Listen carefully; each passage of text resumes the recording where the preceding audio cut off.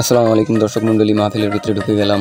অবশেষে ঢুকে সব মাহফিলের বাজারগুলো দেখতেছি যে কীভাবে বাজার ঘাট এবার দোকানপাট কীভাবে দেওয়া হয়েছে। আমি আমার যতদিন আমার এই জায়গায় থাকার বয়স এইভাবে মাহফিল আমি কোনো দিন আমাদের এলাকায় দেখি নাই, কিন্তু আমাদের এলাকায় বড় একটা মাদ্রাসা হয়েছে, সেই মাদ্রাসার পক্ষ থেকে এই মাহফিলটা আয়োজন করা হয়েছে। তা আপনারা ভাবতে পারেন আর আমার ভিডিওতে দেখেন যে কীভাবে আর কত বড় এই জায়গায় মেলা বসলো। দেখেন যে কত বড় মেলা।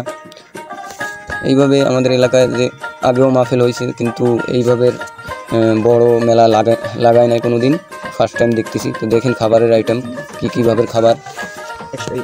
অবশেষে আবারও আমরা সামনে আগাই যাওয়ার পরে দেখতে পারেন কি সুন্দর এইগুলো স্প্রিং রোল বলে, আলু দিয়ে তৈরি করা হয়, কি সুন্দর ফুলের মতন সাজাই রাখছে। যাই হোক, আরও আগাই যাব, আরও দেখবো। দেখেন বাদাম দিয়ে নিয়ে প্রত্যেকটা প্রকারের দোকান, মাল জিনিসের পান আছে আপনার বিভিন্ন, আমি 5 আইটেমের পান দেখলাম এর ভিতরে এসে, খুবই সুন্দর লাগবে আপনার। আরও আমি আগাই যাচ্ছি, আমার ছেলের সাথে দেখা হলো, ছেলে চলে গেল ভিতরের দিকে।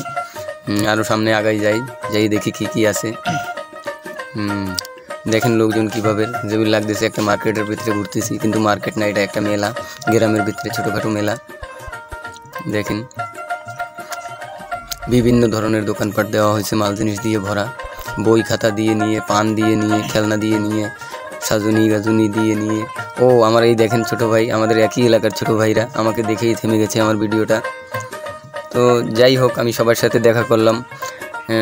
আগে আমি কোনো দিন দেখি নাই যে মাহফিলের মেলায় কোনো দিন কোনো ফুলের দোকান দেওয়া হয়েছে, কিন্তু এখন আপাতত আমি যে জায়গায় যে মাহফিলেরই ভিডিও করি দেখি আমি তার মেলার ভিতরে যে ফুলের দোকান, আপনার গোলাপ ফুলের দোকান। যাই হোক, মানুষের যেভাবে চিন্তাভাবনা সেইভাবে কাজ। আমরা তো আসলাম কেবল ঘুরতে, ঘুরে দেখবো যে কী দোকান এখানে দেওয়া হয়েছে। দেখেন ওই যে বড় একটা মাদ্রাসা, সেই মাদ্রাসার আয়োজন।